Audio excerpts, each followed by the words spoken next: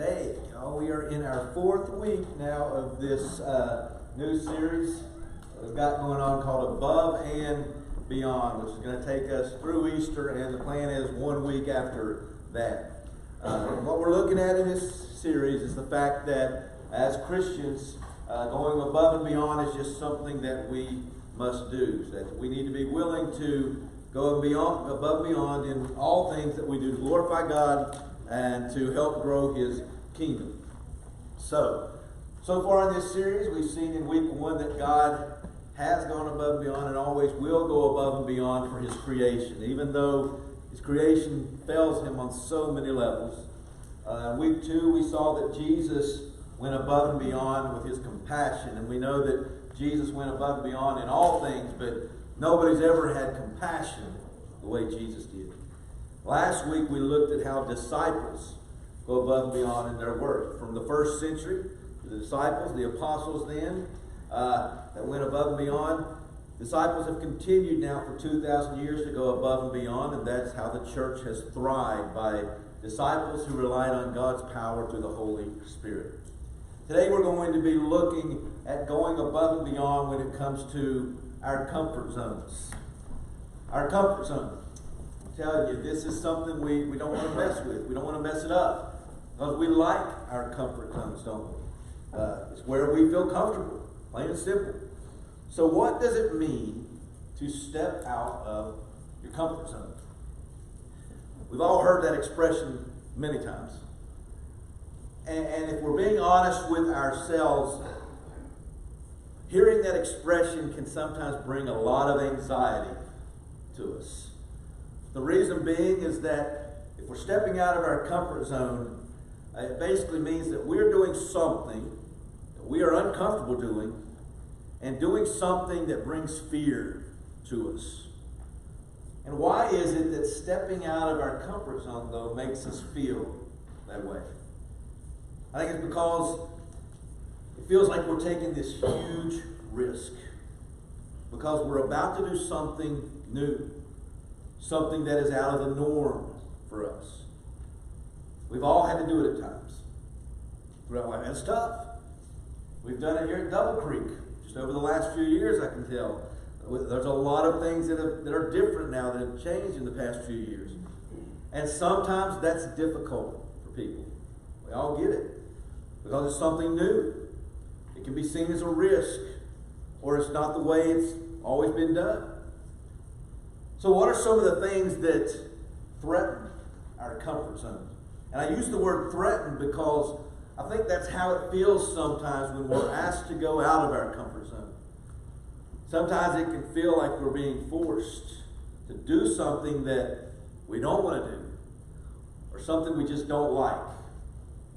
Could be something like learning something or doing something new. Anytime you think about having to do something new, for most people it's going to bring a little bit of anxiety. Because they're not sure how it's going to turn out. They're not sure how it's going to go. It could be something like finding a new job, starting a conversation with a stranger. Those are tough. It could be something as simple as trying a new food. For me, I have no problem with that. I'll try anything, pretty much. I love different foods. But some people, if you bring up a different food to them, a certain one, it's an immediate no. And so that's a comfort zone for some people. For some, it could be the fact that we have to change our routine. We're creatures of habit. You know, we like to kind of do the same stuff the same way each day if we can. And we like to do the things that are comfortable for us. It's just the way we are. So when we realize we need to change something, it feels like a risk. And it can be overwhelming for individuals, for congregations, for workplaces, all things in life.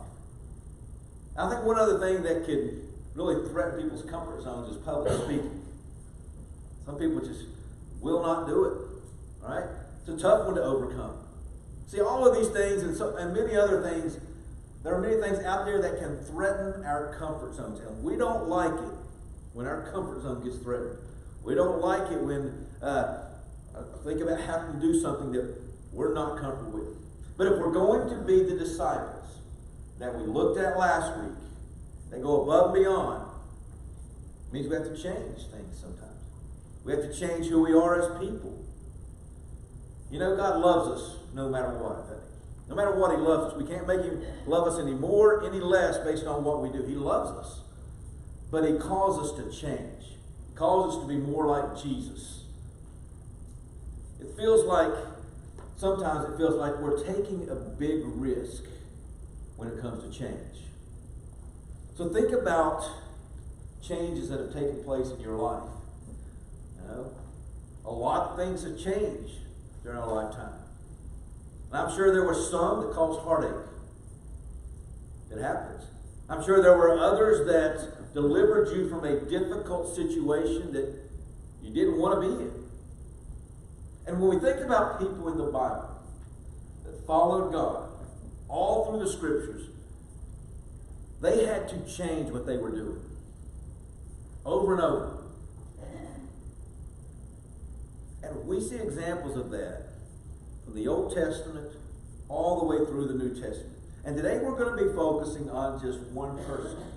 One person from the Old Testament that had to take a risk that I think no doubt put her out of her comfort zone. Before we do that, though, I want us to think about this question. What causes ordinary people to take risks? I like to think of us, we're just ordinary people. When you really think about it, the people we read about in the Bible, they were just ordinary people. They were just ordinary people that God used. And sometimes the thing, I think, that can cause people to take risks. Sometimes I think the things that cause us to take those risks are people in our lives who are not even concerned with what's best for us. Sometimes it comes down to the fact that some people just love to be risk takers. They're looking for the next thrill in their life, the next high feeling, the next thing that makes them feel good. And even if that feels like a risk to them, they're willing to do it for that feeling. But many of us, I think many ordinary people prefer not to take risks. We prefer to stay in our comfort zones. We try to make our lives as safe as we possibly can, don't we? So instead of taking risks to do something, to do some things that, instead of taking risks, we end up doing things that really lower the chance of something different happening. Because we want to stay where we are, in that lane.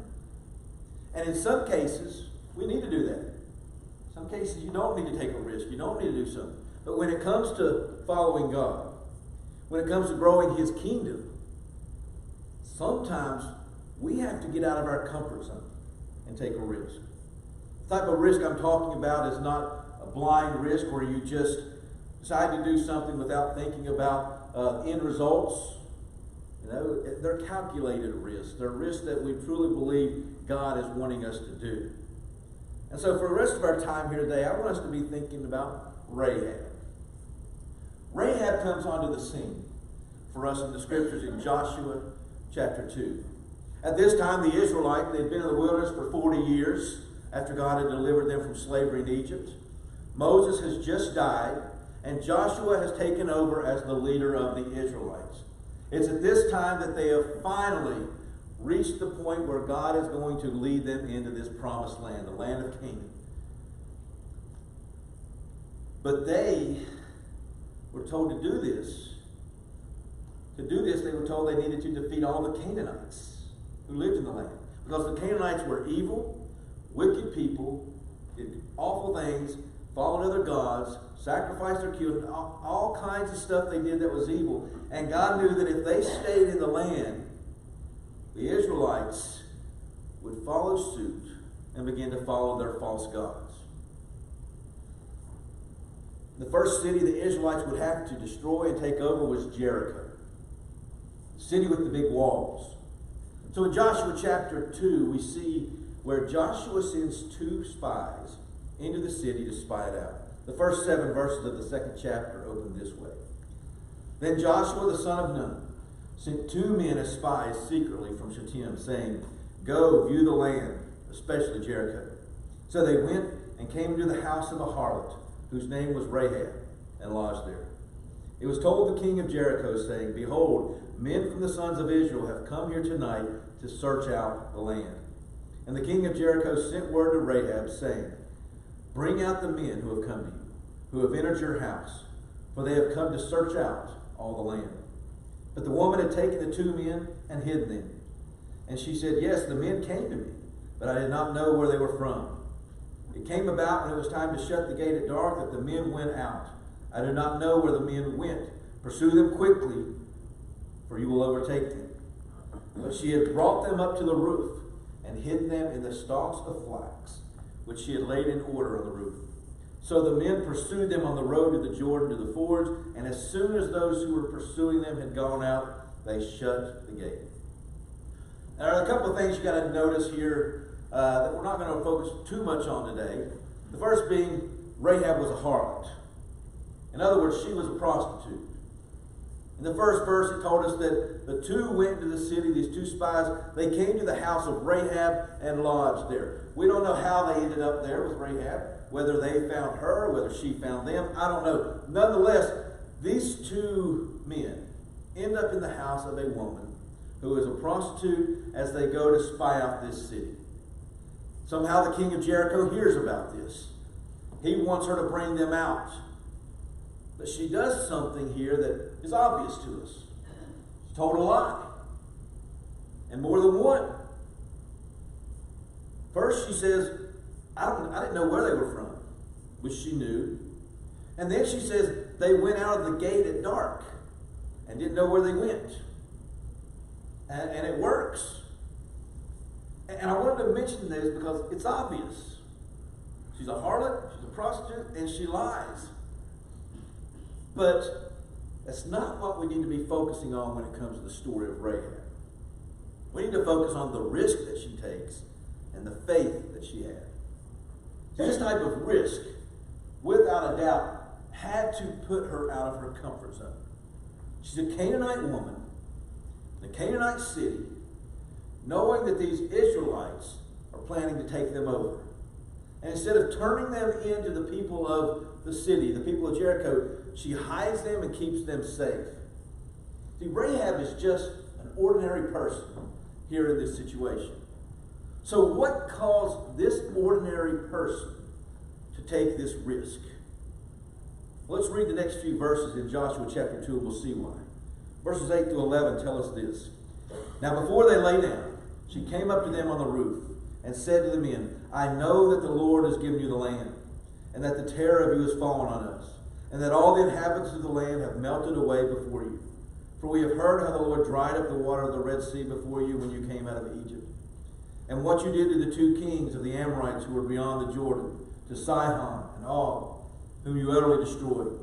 When we heard it, our hearts melted, and no courage remained in any man any longer because of you.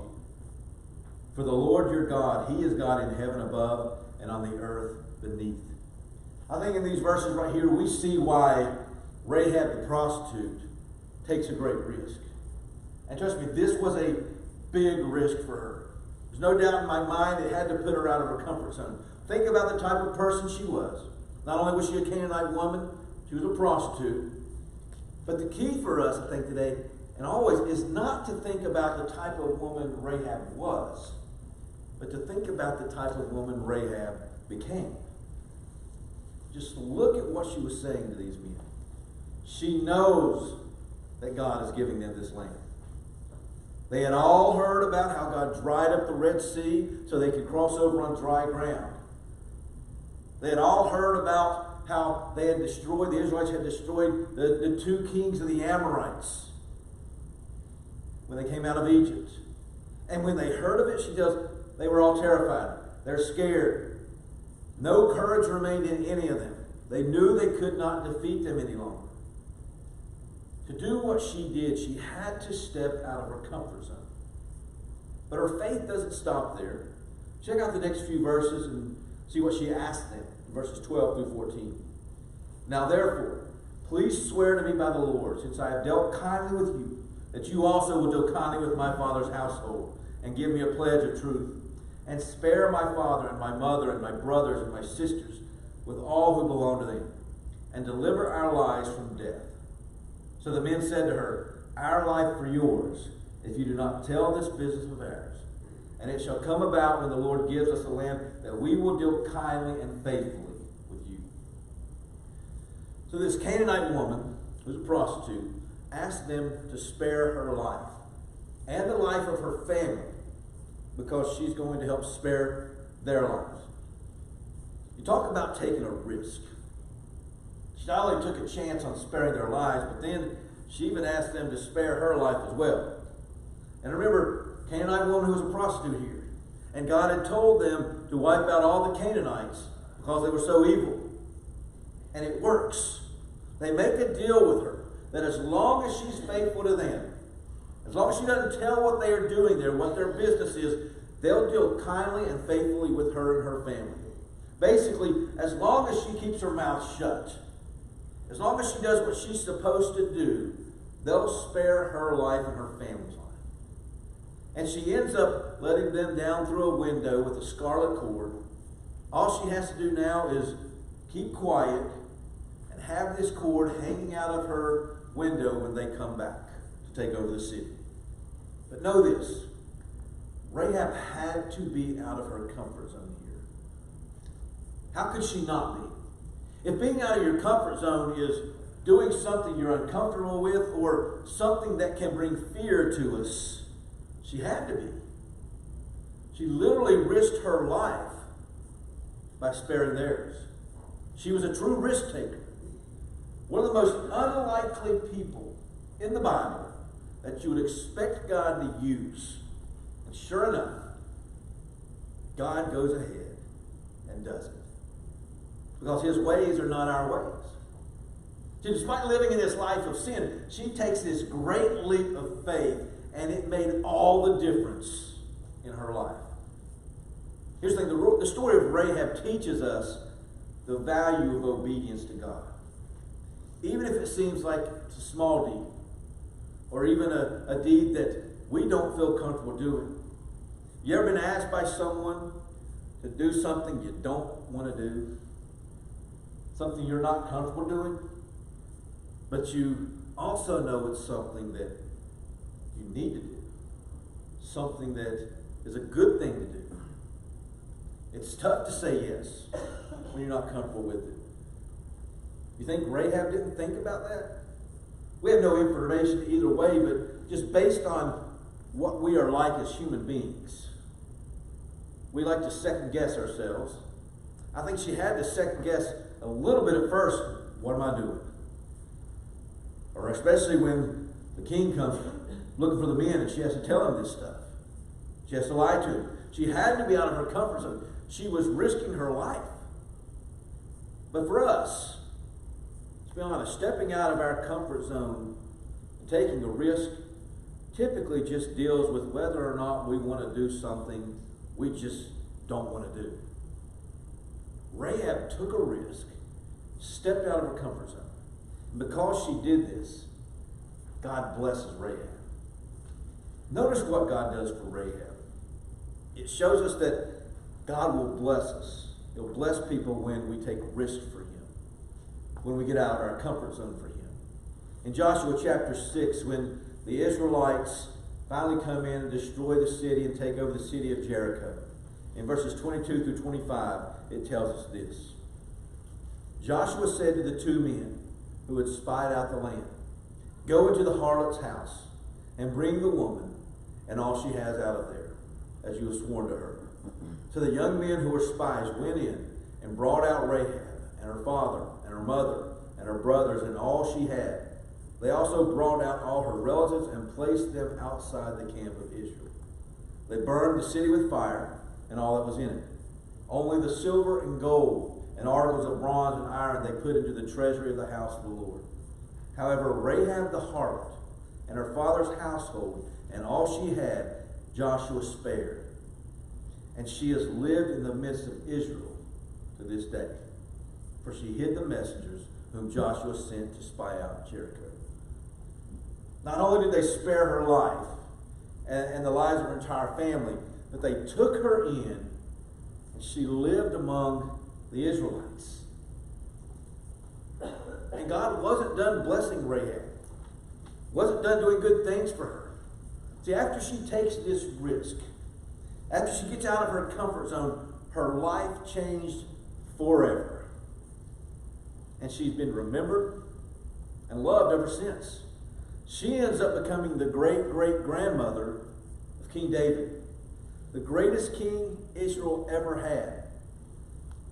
She ends up this Canaanite prostitute. God takes her and places her right in the line of the greatest king Israel ever had, and the line that led straight to Jesus.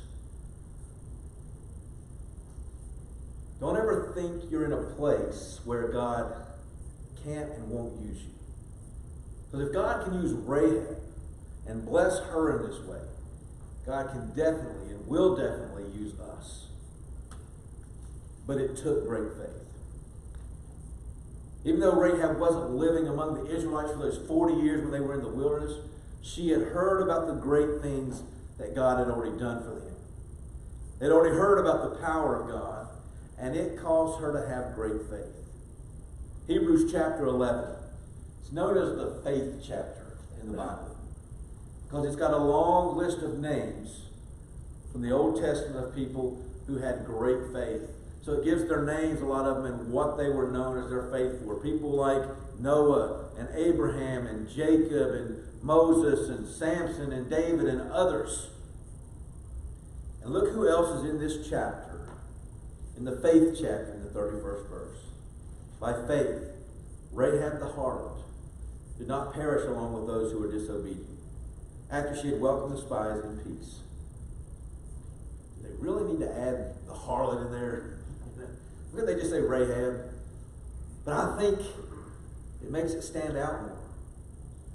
It lets us know once again that God's not concerned with our past. He's concerned with what we do from this moment on. Our God is mighty, but our God is also understanding and fair. So when we have great faith like Rahab, we'll go out on a limb sometimes. We'll take some risks for God. We'll get out of our comfort zone, knowing that God will provide what we need to do His will. We like our comfort zones.